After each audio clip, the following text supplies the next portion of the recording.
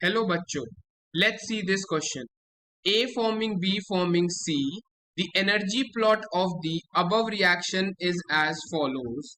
The correct statement is option 1, A forming B is a rate determining step. Option 2, the rate reaction is endothermic. Option 3, it is an example of an elementary reaction. And option 4, B से C बनना is the rate determining step. इस question को समझने के लिए हमें सबसे पहले यहाँ पे कुछ की कॉन्सेप्ट्स को समझना पड़ेगा ताकि हम इस क्वेश्चन को ढंग तरीके से आंसर कर सके। तो सबसे पहली बात जो हमें यहाँ पे बात करनी है कि एंडोथर्मिक रिएक्शन क्या होता है। एंडोथर्मिक रिएक्शन वो रिएक्शन होता है जिसके केस में हमारा जो एंथैल्पी चेंज होता है दैट इज पॉजिटिव। ठीक है, एंथैल्पी चेंज का मतलब क्या होता है? Enthalpy change is nothing but summation energy of product minus summation energy of reactant.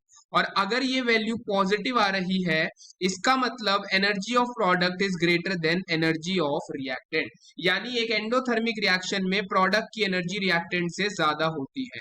यानी अगर मैं हमारे एंडोथर्मिक रिएक्शन का ग्राफ बनाऊंगा तो वो कुछ इस तरीके का देखने को मिलेगा जिसमें प्रोडक्ट की एनर्जी जो है वो रिएक्टेंट के कंपैरिजन में ज्यादा हो।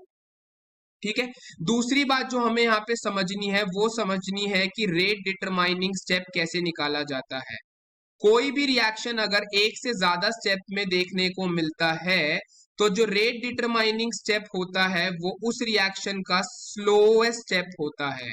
जो स्लो स्टेप रिएक्शन होता है वही हमारा रेट डिटरमाइनिंग स्टेप बनता है। तो स्लो स्टेप हम कैसे पता करेंगे? जिस भी रिएक्शन की एक्टिवेशन एनर्जी जो होती है वो हायर देखने को मिलती है, अगर किसी भी रिएक्शन की एक्टिवेशन एनर्जी हायर है तो वो स्लो स्टेप रिएक्शन होगा और वही हमारे रिएक्शन का रेट डिटरमाइनिंग स्टेप बनेगा। ठीक है, रेट डिटरमाइनिंग स्टेप की बात हम कब करते हैं? जब हमारे पास कोई कॉम्प्लेक्स रिएक्शन होता है, मतलब जो एक से ज्यादा स्टेप में पार्टिसिपेट करता है। ठीक है, और एलिमेंट्री रिएक्शन क्या होते हैं हमारे पास? एलिमेंट्री रिएक्शन वो रिएक्शन होते हैं जो कि सिंगल स्टेप में हो जाते हैं, उनके केस में कोई भी इंटरमीडिएट नहीं बनता। तो अगर अब हम हमारे ऑप्शंस देखते हैं, अब ए से B is the rate determining step, तो ए से बी जो बन रहा है उसकी एक्टिवेशन एनर्जी हमारी E1 है और बी से सी की एक्टिवेशन एनर्जी E2 है। क्योंकि हमें गिवन है E2 is greater than E1, यानी सेकेंड स्टेप की एक्टिवेशन एनर्जी क्या है? हायर है। इसका मतलब वो वाला स्टेप कैसा हो गया? स्लो स्टेप हो गया। इसका मतलब जो स्लो स्टेप होता है वही हमारा रेट डिटरमाइनिंग स्टेप होता है।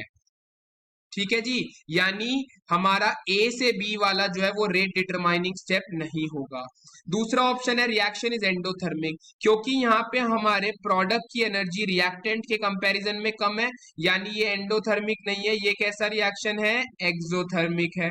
ये भी ऑप्शन कैंसिल हो गया। Then option 3, it is an example of elementary reaction. अभी हमने देखा कि एलिमेंट्री रिएक्शन वो होते हैं जो कि सिंगल स्टेप में होते हैं, लेकिन ये रिएक्शन दो स्टेप में हो रहा है, यानी ये एलिमेंट्री रिएक्शन नहीं है।